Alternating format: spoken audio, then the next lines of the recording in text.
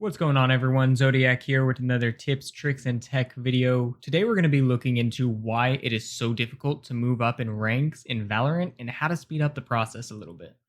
Before we get started though, I would like to mention I do stream every Tuesday and Thursday over on twitch.tv, link down below in the description. If you guys end up enjoying the video, then don't forget to leave a like and subscribe, as I did put a lot of time and effort into this video compiling this list of tips and tricks, and it's honestly really appreciated. I know this is a newer channel and I'm working on growing it, and all the love for my last video has been amazing. I never expected to get so many views. Currently it's at 60 views, and you guys are the best. I appreciate you all so much. Now, to get started, I do want to preface with my rank not being extremely high. However, I started in Iron in order to get a good idea of all the ranks and the difficulty for each rank. Currently, there are 8 tiers in competitive for Valorant, with all except for one having 3 ranks in each of them. The only rank category to not have 3 is the Valorant rank, which is the highest, and it only has the one rank in its category. The ranks are as follows, being Iron, Bronze, Silver, Gold, Platinum, Diamond, Immortal, and finally the Valorant rank.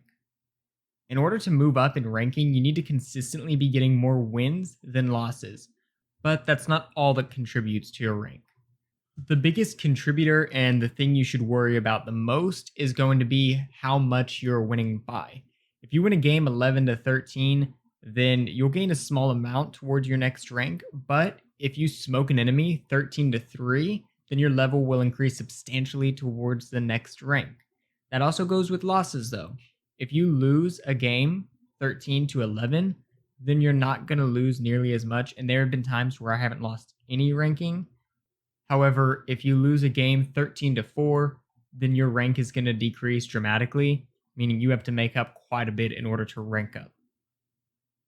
The biggest drawback to the competitive side of the Valorant beta is that you can't see how close you are to your next rank. I don't know about you guys, but that, in my opinion, is the worst possible thing because I don't know how much I need to work by. However, that also gives me the mindset of no matter what, I always need to win a game by as much as possible. And being the beta, this isn't guaranteed to be a forever thing. The competitive side was released with patch 0.049, and the full game is likely to be released with the official 1.0 patch, so there's still a lot that they can improve on before the game is even officially released. Now, with all of that out of the way, let's go ahead and get started and check out some of the tips I've compiled to getting your rank up. Tip number 1 is learn your favorite agents. Valorant and Riot Gaming has done a great job at making sure that all of the agents in its game are well balanced and plausible to be used in both casual and competitive matches, so find someone that fits your playstyle and work on getting better with them. However, keep in mind that being able to branch out and fill multiple roles is a valuable asset to any team. If you usually play Omen and are great with his abilities at flanking enemies, then maybe check out somebody like Raze, who's going to be a little bit more face-on and more in somebody's face. Even though it's not your typical playstyle, it may really suit your playstyle in the end and allow you to improve even better at the game than you thought you could have with that original character being Omen. Tip number 2 is learn the weaponry of the game. Whether it's only 1 or 2 guns or a good handful, get to know how a weapon will kick and where those rounds go in relation to the enemy movement and range. Being able to get multiple kills with an inexpensive weapon is always a great skill, but getting 3 or more enemies with a Vandal or Phantom is extremely beneficial to your teammates and your team economy.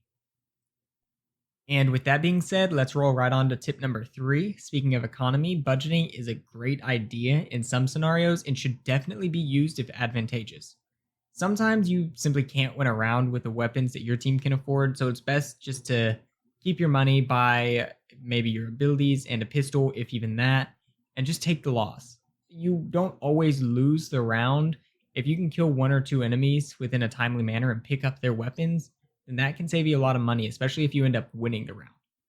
However, keep in mind that you're probably going to be giving the enemies a lot more money to work with on the next round, since you're probably going to take a loss on that round, and that just gives them bonus cash.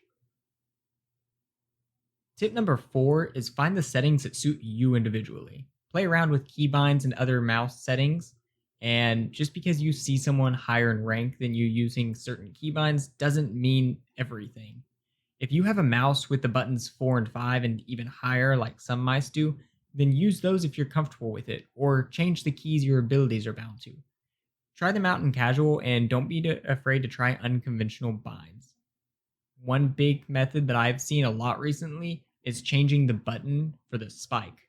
I moved mine to mouse button 5, and it's a whole lot better when trying to defuse a bomb than having to reach all the way to number 4. Some people are more comfortable with that. However, that's what suits me, and most of my other keybinds are a lot different. With that being said, also think about changing weaponry settings. If you don't like holding to aim, then maybe change it to a tap to aim, or mix it up. I personally have mine hold to aim on all weapons except for snipers, and snipers are tap to aim. So play around with settings that you like personally, and even try out the practice range. It's also a great warm up. And moving on to tip number 5, the firing range is not the only warm up. Casual is by far the best warm up round you can get.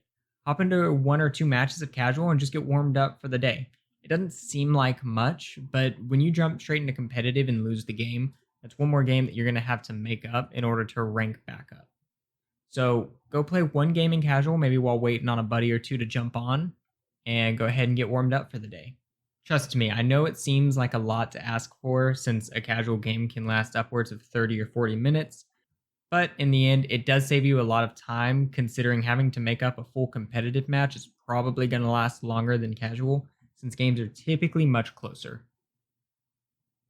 And I would say that's all for this video, but we have one last bonus tip, and it's probably the most important tip I can give you. Learn your personal tactics and playstyle and where they can improve.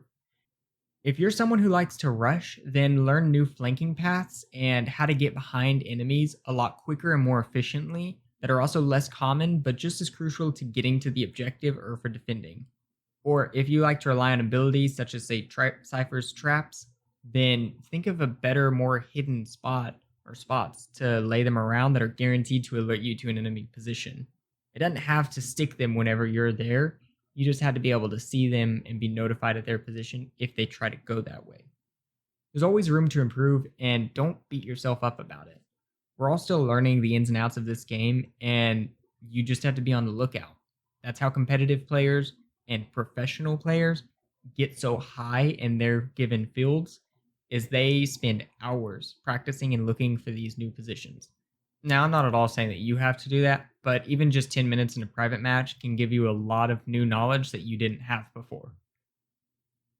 That's going to be all for this video. If you enjoyed it, then as said before, don't forget to leave a like and subscribe. Again, I really appreciate all the love and support that I've been receiving from friends and viewers and everyone else. And leave a comment below letting me know what rank you guys currently are and what rank you guys think you can achieve before the Valorant beta ends. Thank you again for watching, and I'll see you all in the next one. Peace. Attackers win.